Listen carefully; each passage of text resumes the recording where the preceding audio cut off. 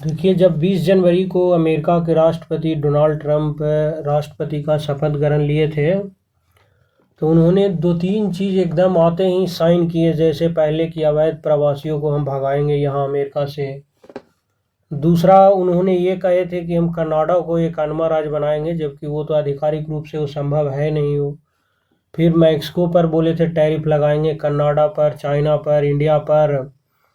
और उन्होंने पनामा को लेकर बोले थे, पनामा नहर को, कि हम इसको अब अमेरिका, पहले अमेरिका ही बनाया है, फिर फ्रांस को सौंपा, फिर मानी पूरी तरह से पनामा देश को ही सौंप दिया गया था।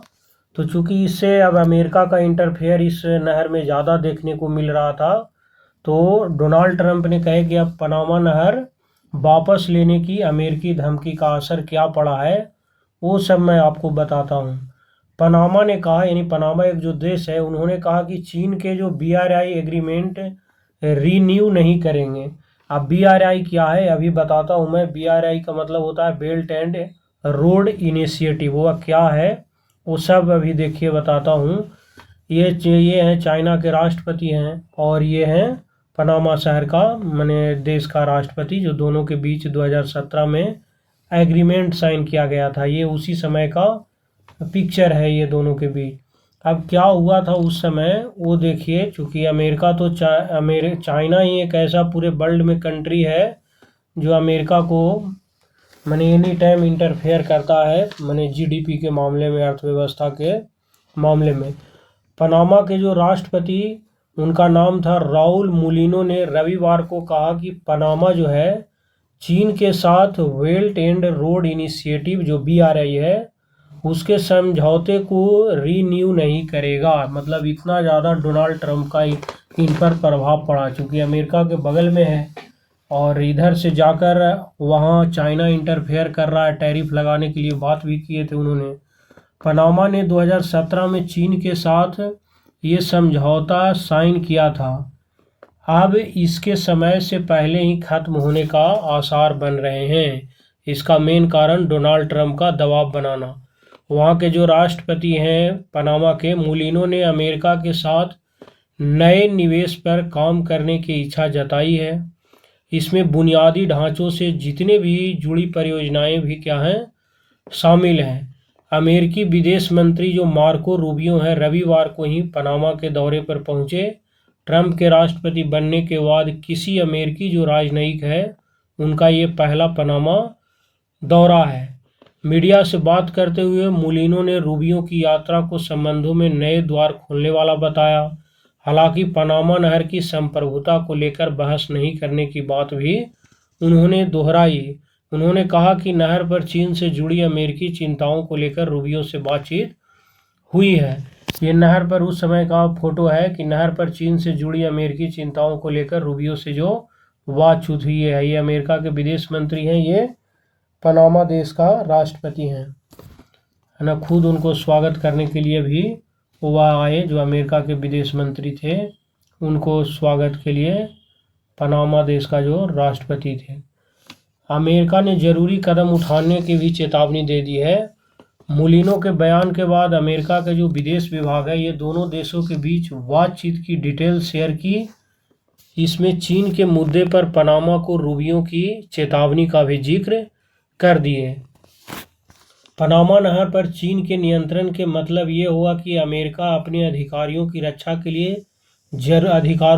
के लिए वह जरूरी कदम उठाएगा।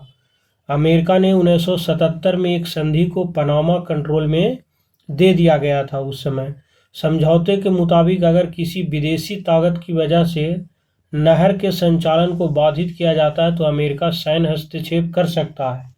हालांकि मुलिनो ने रविवार को इस बात से इनकार किया कि अमेरिका नहर पर दोबारा कब्जों के लिए सैन्य कार्रवाई होगा, लेकिन डोनाल्ड ट्रंप इनको धमकी दे दिए हैं कि भाई सुधर जाओ, अमेरिका से चाइना से दोस्ती उस्ती हटाओ, नहीं तो तुमको बहुत ज़्यादा मैंने आफत ला दूंगा मैं।